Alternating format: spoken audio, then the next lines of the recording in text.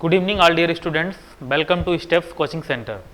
In today's class we will discuss about a very important topic of mathematics, that is real analysis. एक minute, कैसे होगा? Real analysis एक ऐसा topic है जो आपको कई सारे टीचिंग एग्जाम्स में देखने को मिलेगा, चाहे आपका KVS हो, NBS हो, TGT, PGT, LT ग्रेड, ये सारे एग्ज़ाम्स हैं जिसमें आप 9, 10 या 11, 12 के टीचर के लिए एग्ज़ाम दे रहे हैं। उसमें आपको रियल एनालिसिस के कई सारे क्वेश्चंस मिलेंगे। तो आज हम इस वीडियो में इसके बारे में डिस्कशन करेंगे और जितने भी लोग इस वीडियो को देखें वो इस चैनल को ज़रूर सब्सक्राइब करें और शेयर भी करें अपने दोस्तों में, ताकि सबको ये क्वेश्चन और जो भी चीज़ इसमें बताएं वो अच्छे से समझ में आए। देखिए, चलते हैं हमारे आज के टॉपिक पर, जिसमें हम बात करेंगे रियल एनालिसिस का एक बहुत ही इंपॉर्टेंट टॉपिक है। जैसे जब हम इसमें पढ़ते हैं सीक्वेंस एंड सीरीज़, तो सब लोगों ने पढ़ रखा होगा सीक्वेंस एंड सीरीज़, तो इसी के लेके बात करेंगे। जब हम लोग सीरीज़ के बारे में पढ़ते हैं, सबसे पहले यहाँ पे देखते हैं, जब हम लोग सीरीज़ के बारे में पढ़ते हैं, ये क्यों है, कैसे हटेगा?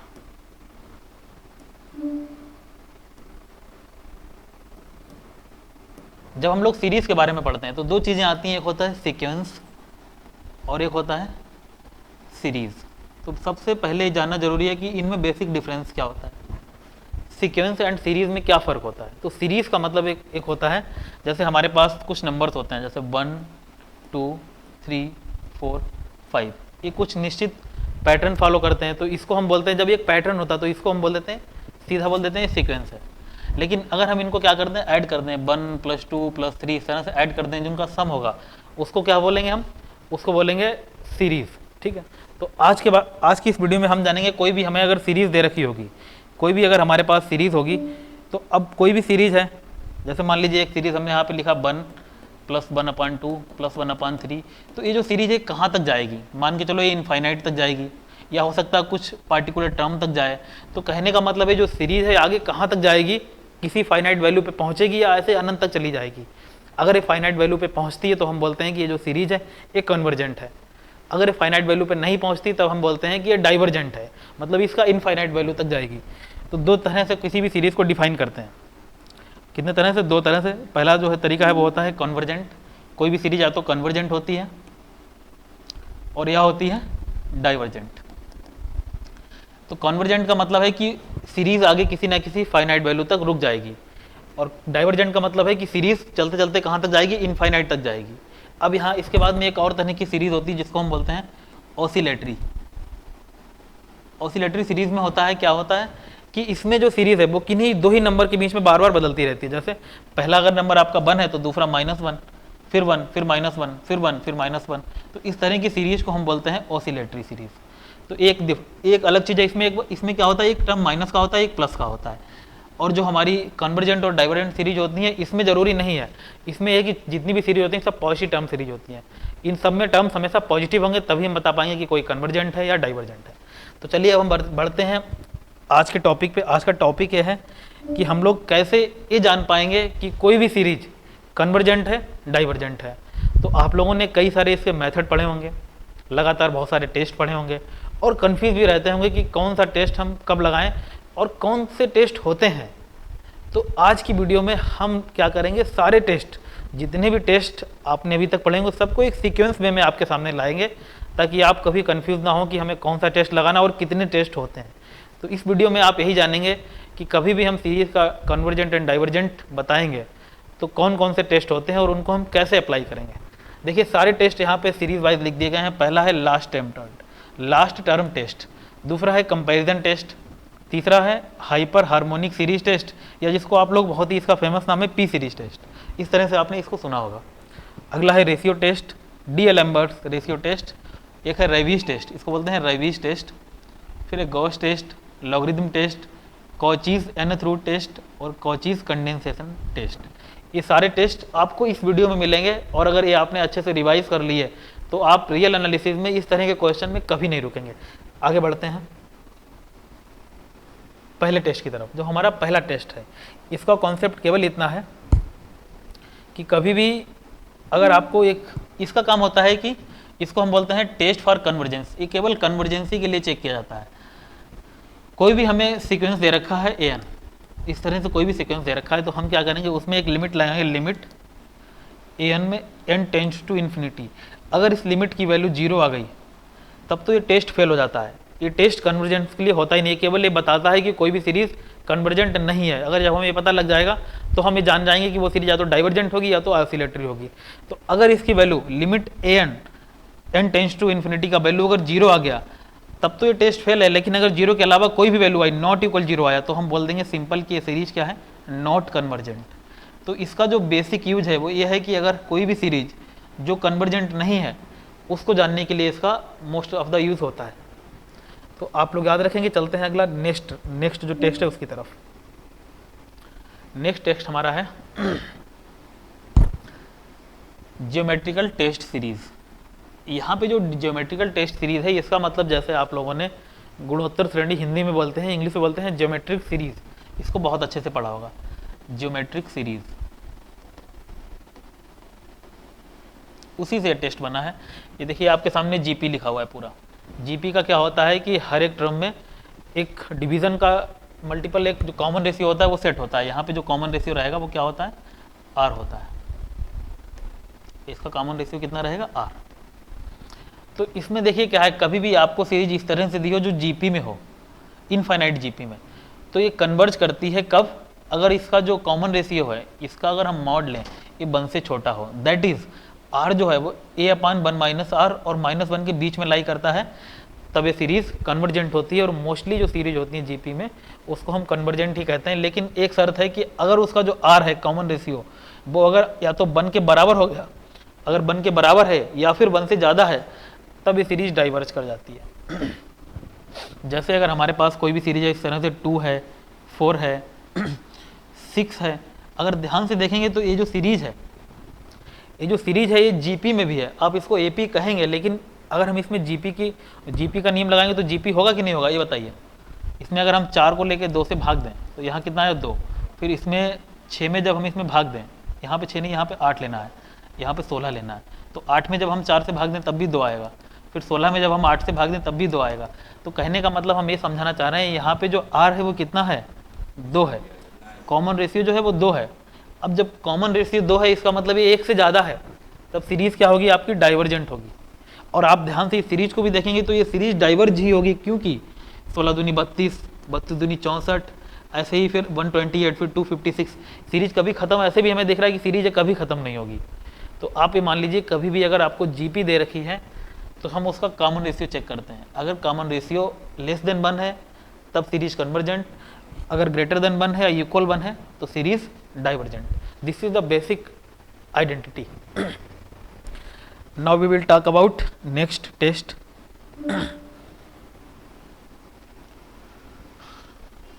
This is a kind of theorem. देखिए, it is very important theorem.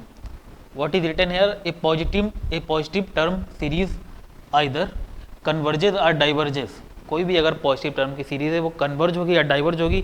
जैसे मान लीजिए कि हमारे पास एक सीरीज है an और एक सीरीज है bn, ये कन्वर्जेंट होंगी या डाइवर्जेंट, इसके लिए एक रिलेशन दे रखा है कि अगर an जो है ये लेस देन एंड इक्वल है k bn के, और इसने कहा है कि जो 2 सीरीज हैं are 2 positive term series and k is a fixed positive constant such that. कहने का मतलब आपको अलग यहाँ पे समझा देने कि अगर आपके पास कोई एक सीरीज है इस तरह से n बराबर 1 टू इनफाइनाइट और an, और एक और सीरीज है n बराबर 1 टू इनफाइनाइट bn, तो यहाँ पे जो सब लिखा है उसी के बारे में हम बता रहे हैं। अगर एक सीरीज है और एक सीरीज है, लेकिन इनका एक रिलेशन है an is less than and equal to k into bn, इस तरह से एक रिलेशन दे रखा है फॉर एवरी n। मतलब और ये भी कहा है कि अगर आपका जो सीरीज है bn, पहले एक इनमें से हम कह देंगे अगर जो ए वाला सीरीज है अगर ये कन्वर्जेंट होगा, मान के चलिए क्या है, पहले हम बोल दिए कि ये कन्वर्जेंट है। थ्योरम यही है कि अगर ये वाला कन्वर्जेंट है और ये वाला रिलेशन होल्ड हो रहा है तो जो सिग्मा an है ये भी कन्वर्जेंट होगा। अब आप कैसे समझेंगे, देखिए एक हमारे पास सीरीज bn है, ये ऑलरेडी कन्वर्जेंट है, मतलब इसकी वैल्यू फाइनाइट फिक्स है, और ये क्या है, an जो है वो इससे छोटा है, तो जो वैल्यूज पहले से ही फाइनाइट हैं और उससे छोटा अगर हम कोई टर्म की बात करेंगे तो वो आल्सो कन्वर्जेंट होगा। मतलब इसमें बेसिक आप लॉजिक लगा के सोच सकते हैं कि इसमें क्या बताया गया। तो अगर ये वाला रिलेशन होल्ड हो रहा है तो क्या होगा, तो बी एन अगर कन्वर्जेंट होगा तो ए एन भी आपका क्या हो जाएगा, कन्वर्जेंट हो जाएगा।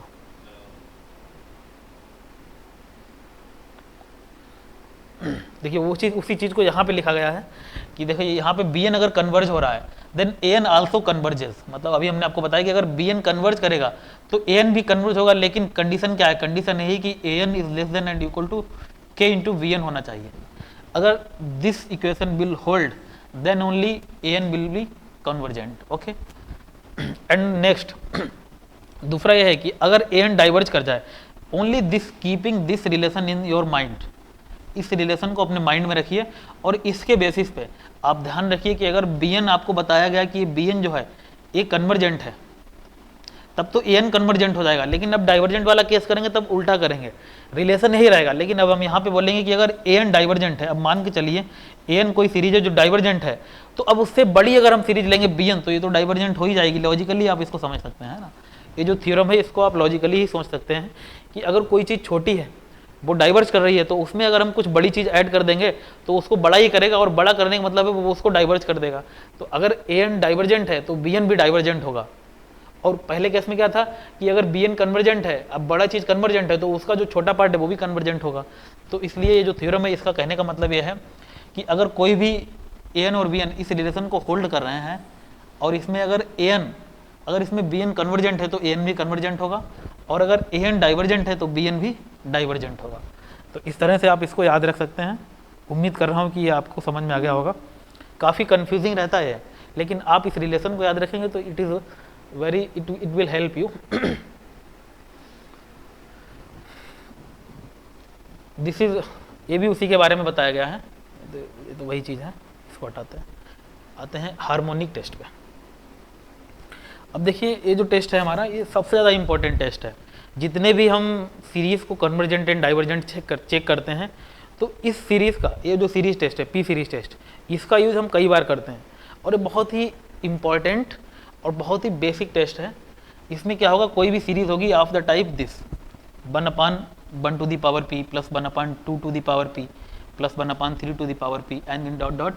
यहाँ पे क्या है यहाँ पे हमें केवल ये चेक करना होगा कि जो n की पावर p रहेगा, अगर ये p आपका ग्रेटर देन 1 है, p कभी भी ग्रेटर देन 1 होगा तो सीरीज कन्वर्जेंट होगी, और अगर p less than and equal to 1 होगा तो सीरीज डाइवर्जेंट। बहुत ही बेसिक कॉन्सेप्ट है और बहुत ही नॉर्मल है, आप इसको याद रख सकते हैं। इस सीरीज के कई सारे क्वेश्चन जब आप करेंगे तो कई जगह पे इसका यूज होगा। इसको आप बोलते हैं hyper harmonic test. Next question पे चलते, नेक्स्ट टेस्ट पे चलते हैं। अब आपके सामने आया रेशियो टेस्ट। कम से कम रियल एनालिसिस में, रियल एनालिसिस के 30% क्वेश्चन आप केवल इस टेस्ट से कर देंगे, रेशियो टेस्ट है। इसमें क्या हम करते हैं, कोई भी अगर आपको एक सीक्वेंस या सीरीज दे रखा होगा, इस तरह से देखिए, कोई भी सीरीज एन अगर आपको दे रखी है, n/n+r करके कोई भी सीरीज XYZ दे रखी है, तो आप क्या करेंगे यहाँ पे n/n+r, यहाँ n² कर देते हैं, तो यहाँ n² कर देते हैं। तो हम क्या करेंगे, कोई भी n जो सीक्वेंस दे रखा है, एक तो हम n मानेंगे, फिर हम एक vn लेट कर लेंगे। Let vn is any sequence है ना, एनी सीरीज। bn को हम लेट करेंगे सबसे पहले, तो e1 दे रखा होगा, फिर हम एक bn मानेंगे। फिर e1 और vn का जो रेशियो है, जब हम इसका रेशियो लेंगे तो एक फाइनाइट आना चाहिए, और एक क्या होना चाहिए, फाइनाइट नॉन जीरो होना चाहिए, finite non zero. Limit e1/bn जब हम निकालेंगे तो ये फाइनाइट होना चाहिए और ये नॉन जीरो होना चाहिए, मतलब ये जीरो ना आए, तभी हम क्या बोलेंगे। जब ऐसी कंडीशन अप्लाई होगी कि अगर हमने e1 और vn n tends to infinity पे निकाला और ये वैल्यू जो है ये फाइनाइट और नॉन जीरो आ गई, तब हम ये कहेंगे कि ये जो e1 है और vn है इनका नेचर सेम है। सेम नेचर का मतलब या तो दोनों कन्वर्जेंट होंगे या दोनों डाइवर्जेंट होंगे, आइदर कन्वर्ज और डाइवर्ज। कब, जब इनका रेशियो लेके अगर हम लिमिट निकालेंगे तो लिमिट अगर नॉन जीरो फाइनाइट है तो या तो दोनों कन्वर्जेंट होंगे या तो दोनों डाइवर्जेंट होंगे। इसके बाद में जो हम bn लेट करते हैं, bn को हम इस तरह से लेट करते हैं कि 1/n to the power p something कुछ बने, फिर यहाँ पे जब हम चेक करेंगे Vn को, तो जो P है यहाँ पे, इस P की पावर देखेंगे, अगर P की पावर ग्रेटर देन 1 है तो convergent by P series test, और अगर P की power less than and equal 1 है तो ये divergent by P series test. तो अगर ये वाला कन्वर्जेंट या डाइवर्जेंट है पता लग गया हमें, तो फिर ऑटोमेटिकली हम बोल देंगे, क्योंकि ये दोनों सेम नेचर के होंगे तो बोलेंगे E1 इज आल्सो कन्वर्जेंट। उम्मीद कर रहा हूँ कि ये वाला टेस्ट आपको क्लियर हो गया होगा। नेक्स्ट टेस्ट पे चलते हैं। ये सबसे ज़्यादा इंपॉर्टेंट टेस्ट है, ये बात आप लोग याद रखिए कि इसका यूज आपको रियल एनालिसिस में कई बार करने को मिलेगा। जब भी आप ऑब्जेक्टिव वाले क्वेश्चन करते हैं या सब्जेक्टिव के क्वेश्चन करते हैं तो इस टेस्ट का यूज मोस्टली होता है। अगर आप बीएससी कर रहे हैं तब भी आपने पढ़ा होगा रियल एनालिसिस में कि जब आपने क्वेश्चन किए होंगे तो इसी टेस्ट का यूज ज़्यादा हुआ, और उससे ज़्यादा यूज हुआ होगा इसका पी सीरीज टेस्ट का। अगले टेस्ट की तरफ चलते हैं। इस वीडियो में आपको 1 बाय 1 सारे टेस्ट मिलेंगे, कहीं आपको दूसरी वीडियो की जरूरत नहीं होगी कि कौन से टेस्ट कितने होते हैं, कहाँ पे आप ढूंढेंगे, कहाँ जाएंगे बुक में ढूंढेंगे, इधर से पूछेंगे उधर से पूछेंगे। आप इस वीडियो में देखिए, आपको सारे टेस्ट 1 बाय 1 मिल जाएंगे, और इसको शेयर करिए ताकि और लोगों को भी हेल्प मिले और वो सारे टेस्ट एक ही जगह पे आसानी से समझ पाएँ। अगला टेस्ट है डी एलेम्बर्ट्स रेशियो टेस्ट। इसमें अगर कोई भी हमें सीरीज दे रखी है, पॉजिटिव टर्म सीरीज, ये जितने भी टेस्ट हम बता रहे हैं, पहले बात तो आप अपने माइंड में रखिए कि सब पॉजिटिव टर्म सीरीज के लिए हैं। कैसी सीरीज? पॉजिटिव टर्म सीरीज होनी चाहिए। तो इसमें थोड़ा सा ये इसको ठीक कर देते हैं। ये जो है यहाँ पे ऐसे लिखा जाएगा an/an+1 बराबर l। तो इसमें अगर हमें कोई भी, अच्छा कई बार आप लोगों ने इस तरह से भी लिखा हुआ देखा होगा, आपको अलग बता दे रहे हैं, आपने ऐसे भी लिखा हुआ देखा होगा an+1 और अपान में an, limit n tends to infinity, दोनों बताएंगे। तो डी एलेम्बर्ट रेशियो टेस्ट में क्या करेंगे हम, जो भी हमें सिग्मा an जो भी सीरीज दे रखी है, उस सीरीज का हम n+1th टर्म निकालेंगे, जिसको हम बोलेंगे an+1।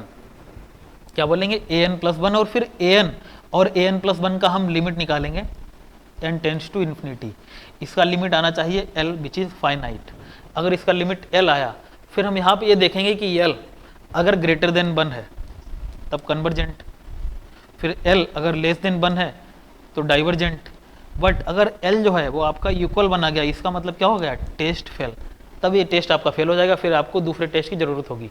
तो आप एक चीज़ यहाँ पे ये समझिए कि कहीं आपने लिखा देखा होगा an/an+1, कहीं आपने लिखा देखा होगा इस तरह से।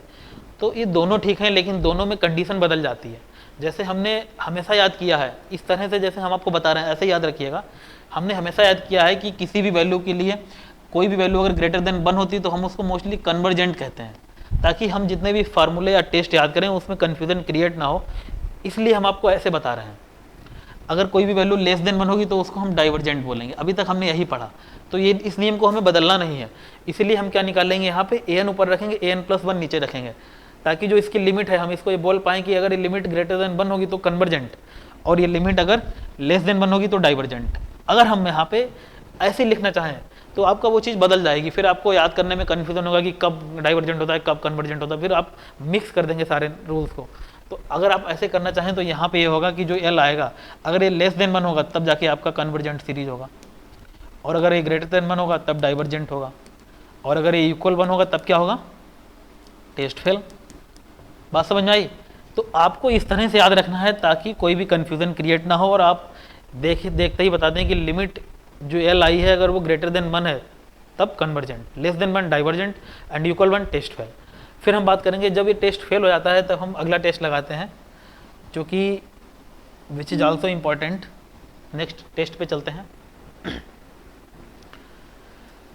नेक्स्ट आपका जो टेस्ट है ये है रेबीज टेस्ट। इसको बोलते हैं रेबीज, थोड़ा सा मिस्टेक, इसको बोलेंगे रेबीज टेस्ट। अब देखो क्या है, जो टेस्ट बने हैं वो केवल एक तरीके से मॉडिफिकेशन था। जैसे जब हमने कोई सीरीज देखी, अब हमें लगा कि इसमें कन्वर्जेंट और डाइवर्जेंट बताना मुश्किल हो रहा है, that time I thought some modification in that question and that test, then new test have been introduced. So therefore d'Alembert's passed a test and that is failed to recognize whether a given series is convergent or divergent. Then Ravi's came and gave a test which is known as Ravi's test. In this test, if a series an यहाँ पे ऐसे लिखा है an और an plus an होगा। If a series an is a series of positive terms such that if the limit n tends to infinity और n into an plus 1, इसको थोड़ा सा वैसे ही करते हैं जैसे हमने आपको पढ़ाया है। यहाँ पे लिखते हैं अगर limit n tends to infinity और यहाँ लिखेंगे n, यहाँ पे हम लिखेंगे an को ऊपर और an प्लस 1 को लिखेंगे नीचे -1। और अगर ये चीज़ फाइनाइट l के बराबर आई अगर ये चीज़ फाइनाइट l के बराबर आई, फिर हम देखेंगे l जो है अगर ग्रेटर देन 1 होगा तब कन्वर्जेंट, लेस देन 1 होगा तब डाइवर्जेंट, इक्वल 1 होगा तो फिर से टेस्ट फेल। ये जो चीज़ यहाँ पे लिखी है गलत है, आप इस चीज़ को देखिएगा। Limit n tends to infinity n into an upon n plus 1 -1, यहाँ आपको n ऊपर रखना है। अगर आप n ऊपर रखेंगे तो इससे होगा कि आपको कन्फ्यूज़न नहीं होगा, कि कई बार आपको बताए हैं n ऊपर रहेगा n प्लस 1 नीचे रहेगा, आपको कन्फ्यूज़न नहीं होगा। आप यही देखेंगे कि जो लिमिट आई है वो ग्रेटर देन 1 तो कन्वर्जेंट, लेस देन 1 तो डाइवर्जेंट। आप लोग जब टेस्ट पढ़ते हैं तो मोस्ट ऑफ द टाइम आप भूल जाते हैं कि कब कन्वर्जेंट होगा कब divergent. That is the reason because you read like this sometimes and sometimes you read like this, so don't do this. Take it only one from here and revise each question from that only, then you can easily understand what is actually right. So now I will forward next question. Next test जो है आपका वो है Gauss test. देखिए Gauss test में क्या है, कोई भी आपको सीरीज दे रखी है an, ये सीरीज ऑफ पॉजिटिव टर्म्स, तो इसमें ये मोस्टली बहुत कम यूज होता है, फिर भी आपको बता रहे हैं इसका यूज मतलब आप जब MSc करेंगे तभी आपको मिलेगा, बाकी ये बहुत कम पूछा जाता है। फिर भी आप देख लीजिए कि इसमें भी आपको हाँ an प्लस 1 यहाँ पर रहेगा नहीं रहेगा, an अपान an प्लस 1 रहेगा इस तरह से। तो इस तरह से कोई सीरीज होगी तो उसको लिख लेंगे 1 प्लस लेमडा अपान n टाइप, इस तरह से लिख लेंगे। ये वाला टेस्ट भी बहुत ज़्यादा इंपॉर्टेंट नहीं है तो इसको आप लोग स्किप कर सकते हैं, लेकिन ये समझ सकते हैं कि गॉस टेस्ट भी होता है। बात समझ में आ रही है? बढ़ते हैं आगे नेक्स्ट टेस्ट की तरफ। हाँ अब है आपका लॉगरिदम टेस्ट। लॉगरिदम जो टेस्ट है आपके लिए ये इंपॉर्टेंट है।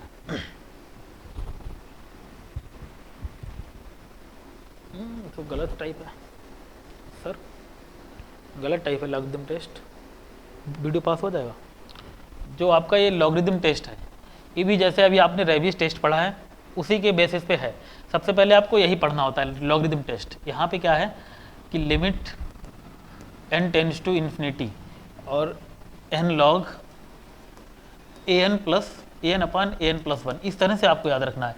अगर ये l आएगा, लिमिट आएगी इसकी कोई फाइनाइट, तो जब भी l आपका ग्रेटर देन 1 होगा कन्वर्जेंट, लेस देन 1 होगा डाइवर्जेंट, इक्वल 1 होगा तो टेस्ट फेल। जब हम लॉगरिदम टेस्ट लगाएंगे तो टेस्ट अगर फेल होगा इसके बाद में ही हम लगाते हैं रेबिस टेस्ट। ओके, यहाँ पे सिर्फ आपको इतना याद रखना है कि कोई भी हमें टर्म सीरीज दे रखी होगी, जैसे an सीरीज दे रखी होगी, यहाँ पे ये थोड़ा सा उल्टा हो गया, यहाँ पे ऐसे कर लीजिए, ठीक है। तो कोई भी इस तरह की सीरीज दे रखी होगी तो सबसे पहले हम एक nth टर्म वाली उसमें n प्लस 1 टर्म सीरीज निकालेंगे, n की जगह पे n प्लस 1 पुट करके, फिर an अपान n प्लस 1 का रेशियो ले लेंगे, फिर log ले लेंगे, log लेने के बाद में n से मल्टीप्लाई करेंगे, फिर हम उस लिमिट की वैल्यू रखेंगे n टेंड्स टू इन्फिनिटी। जब हम ऐसा करेंगे तो जो भी लिमिट की वैल्यू आएगी, फिर ऑलवेज याद रखिएगा कि l अगर ग्रेटर देन 1 होगा तो कन्वर्जेंट, लेस देन 1 होगा तो डाइवर्जेंट। सबसे ज़्यादा इंपॉर्टेंट चीज़ आपको इस वीडियो में यही है कि हमेशा एक ही चीज़ याद रखिए कि अगर ग्रेटर देन 1 होगा तो कन्वर्जेंट, लेस देन 1 होगा तो डाइवर्जेंट, इतना याद रखना है। केवल एक ही टेस्ट ऐसा है जो आपको समझाएंगे, केवल एक ही टेस्ट ऐसा है जिसको बोलते हैं कॉची रूट टेस्ट, उसमें ये चीज़ उल्टी होती है तो उसको हम लोग उल्टा याद कर लेंगे, लेकिन इतने सारे टेस्ट में हम क्यों गड़बड़ करें। तभी हमने आपको बोला कि an को ऊपर रखिएगा और an प्लस 1 को नीचे रखिएगा। अगर आप इसी तरह से पढ़ेंगे तब आप हमेशा ये चीज़ याद रखेंगे और ये हर जगह वैलिड होगी।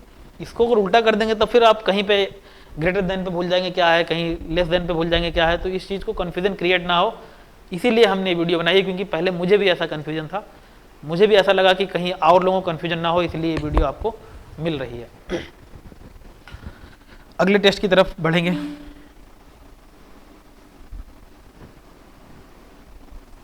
अगला टेस्ट देखिए, ये जो टेस्ट आपके सामने है इसी टेस्ट की हम बात कर रहे थे, Cauchy's root test, nth root test इसको बोलते हैं। अब देखिए जो इसमें चीज़ है, इसमें जो हम पढ़ेंगे इसका एक, जितने भी टेस्ट अभी तक हमने पढ़े हैं उसका जस्ट अपोजिट है। केवल हमको ये याद रखना है कॉची एनोथ्रू टेस्ट, जितने भी टेस्ट हमने पढ़े हैं उनका अपोजिट है। यहाँ पे क्या होगा, जब भी हम कोई भी हमारे पास सीरीज दे रखी होगी an, इस तरह से कोई सीरीज दे रखी है an, और an का हम क्या करेंगे, लिमिट निकालेंगे और इसकी पावर कर देंगे 1/n। तो ये लिमिट अगर इनफाइनाइट पहुंच गई तब तो ये सीरीज मतलब इसके बारे में कुछ नहीं कहा जा सकता। लेकिन अगर हमने ऐसा किया, देखिए यहाँ पे फिर गलत हो गया, limit n tends to infinity और यहाँ रखा an और इसकी पावर अगर 1/n है और इसका कोई फाइनाइट वैल्यू आया, इसका कोई भी फाइनाइट वैल्यू अगर आ गया l, तो यहाँ पे क्या होगा, उल्टा होगा। यहाँ हम बोलेंगे कि अगर l इज लेस देन 1 तब convergent, l is greater than 1 तब डाइवर्जेंट, और l अगर इक्वल 1 है तो टेस्ट फेल। तो आपको जितने आपने टेस्ट पढ़े हैं उन सभी टेस्ट में ये अपोजिट है। यहाँ याद रखना है कि अगर लिमिट की वैल्यू लेस देन 1 होगी तो कन्वर्जेंट, ग्रेटर देन 1 होगी तो डाइवर्जेंट, और इक्वल 1 होगी तो टेस्ट फेल। कुछ नहीं करना है, कोई भी गिवन सीरीज दी होगी उसका हमें nth रूट लेना है, मतलब 1/n पावर करनी है और उसको लिमिट को सॉल्व करना है। लिमिट की वैल्यू फाइनाइट और अगर लेस देन 1 है तो कन्वर्जेंट, ग्रेटर देन 1 है तो डाइवर्जेंट। बाकी जितने भी टेस्ट होते हैं वहाँ पे उल्टा होता है, बस इतना याद रखना है। अगर ये कन्फ्यूजन आपने दूर कर लिया तो कभी आपको दिक्कत नहीं होगी, कोई भी क्वेश्चन आप करेंगे you can easily solve.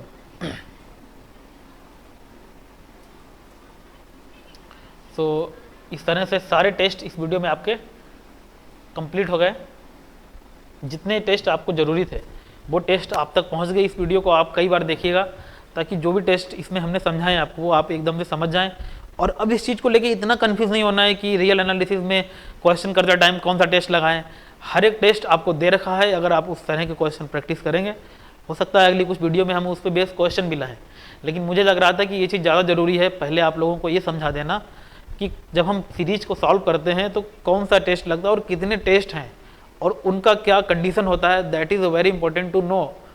So in this video I have only discussed about the test regarding convergent and divergent of the series. Thank you.